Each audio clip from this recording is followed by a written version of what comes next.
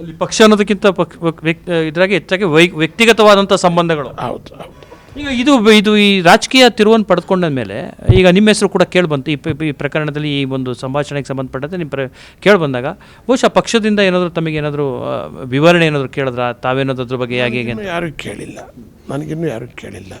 ನಾನು ದೇವರಾಜೇಗೌಡರು ಬಿಡುಗಡೆ ಮಾಡಿ 10 ನಿಮಿಷಕ್ಕೆ ಬಿಡುಗಡೆ ಮಾಡಿದೆ, 20 ನಿಮಿಷಕ್ಕೆ ನನಗೆ ಫೋನ್ಗಳು ಬರೋಕ್ಕೆ ಶುರು ಮಾಡಿದ್ದು. ಇದೇ MG ರೋಡಲ್ಲಿದ್ದೆ.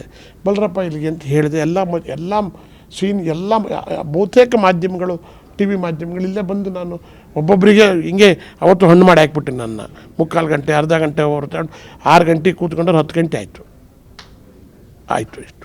ಬಟ್ ಈಗ ಈ ಪ್ರಕರಣದಲ್ಲಿ BJP ಸಂಪೂರ್ಣವಾಗಿ ಕಾಂಗ್ರೆಸ್ಸನ್ನು ವಿರೋಧಿಸ್ತಾ ಇದೆ, ಅದ್ರ ಜೊತೆಗೆ ಬೇರೆ ಬೇರೆ ರೀತಿಯಾದಂಥ ಬೆಳವಣಿಗೆಗಳು ಪಡ್ಕೊಳ್ತಾ ಇದೆ.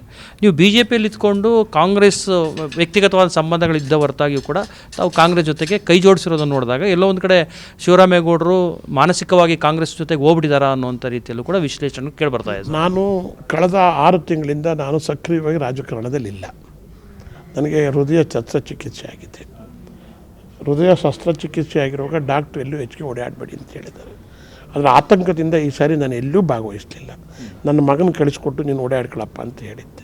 ಇಷ್ಟು ಬಿಟ್ಟರೆ ನಂದಿನ್ನೇನಿಲ್ಲ. ಈಗ ಈ ಬೆಳವಣಿಗೆಗಳಂತ ಪಕ್ಷ ಏನಾದರೂ ತಮ್ಮ ವಿರುದ್ಧ ಶಿಸ್ತು ಕ್ರಮ ಏನಾದರೂ ಕೈಗೊಳ್ಳುವಂಥ ಪ್ರಯತ್ನ ಮಾಡಿದ್ರೆ ನೀವು ಯಾಕೆ DKಶಿ ಅವರಿಗೆ ಹೆಲ್ಪ್ ಮಾಡಕ್ಕೆ ಹೋದ್ರಿ, ಅಥವಾ ನಾನು ಇದ್ರೊಳಗೆ DKಶಿ ಅವರನ್ನು ನೀವು ಭೇಟಿ ಮಾಡಿದ್ರೆ ತಪ್ಪು ಅನ್ನೋಂಥ ರೀತಿಯಲ್ಲಿ ನಾನು ಪಕ್ಷ ದೃಷ್ಟಿಯಿಂದ ಪಕ್ಷ ವಿರೋಧಿ ಚಟುವಟಿಕೆ ನಾನೇನು ಮಾಡಿಲ್ಲ. ಪಕ್ಷ ಆ ರೀತಿ ತಿಳ್ಕೊಂಡು ತಮ್ಮ ವಿರುದ್ಧ ನನಗೆ ಇದು ಪಕ್ಷಕ್ಕೂ BJPಯವರು ಸಹಿತ SIT ಮಾಡಿರೋದು. ಅಮಿತ್ ಶಾ ಅವರು ಹೇಳಿದ್ದಾರೆ, ರಾಜ್ಯ ಸರ್ಕಾರ ಕ್ರಮ ತಗೋಬೇಕು, ಬಂದೋಬಸ್ತ್ ಮಾಡಬೇಕು, ತನಿಖೆ ಮಾಡಬೇಕು, ತಪ್ಪಿತಸ್ಥರನ್ನ ಶಿಕ್ಷೆ ಮಾಡಬೇಕು ಅಂತ ಹೇಳಿದ್ದಾರೆ. ನಾವು ನಮ್ಮ ಅಮಿತ್ ಶಾ ಹೇಳಿರೋದನ್ನ ನಾನು ಹೇಳ್ತಾ ಇದ್ದೀನಿ ಈಗ.